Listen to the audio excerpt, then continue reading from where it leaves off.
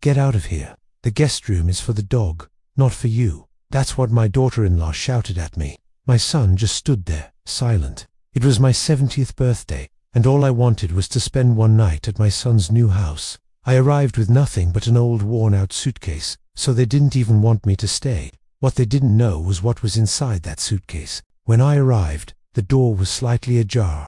I could hear my daughter-in-law whispering with disgust, "What's this poor old man doing here again? He always comes empty-handed." Then I heard my son's voice, cold as ice. I told him my car broke down so I wouldn't have to pick him up. When he gets here, I'll ask him to finance a new car in his name. I froze. My heart sank. Taking a deep breath, I knocked. "Son, it's me." He swung the door open with a big, fake smile.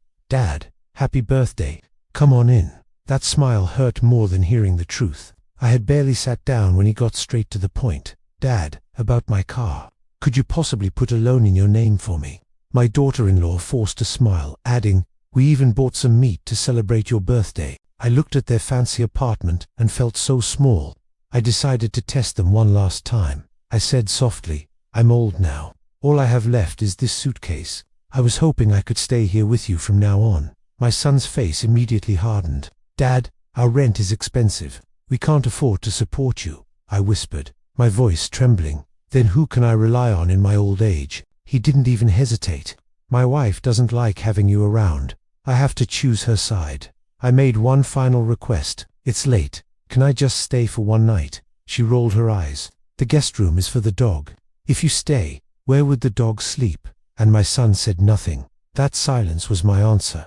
I picked up my old suitcase, my dignity in pieces. As I reached the door, she mocked me one last time. "What's wrong with your old clothes? Can't you afford anything better?" I stopped.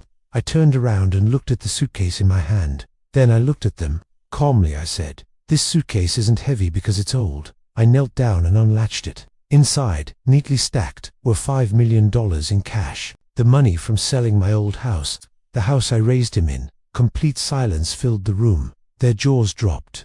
"I came here looking for a home, for family," I said, my voice steady. But all I found was greed. I slowly closed the suitcase, latched it, and stood up. As I walked out the door for the last time, I realized that sometimes a closed door isn't a rejection. It's protection. It protects you from people who don't deserve you.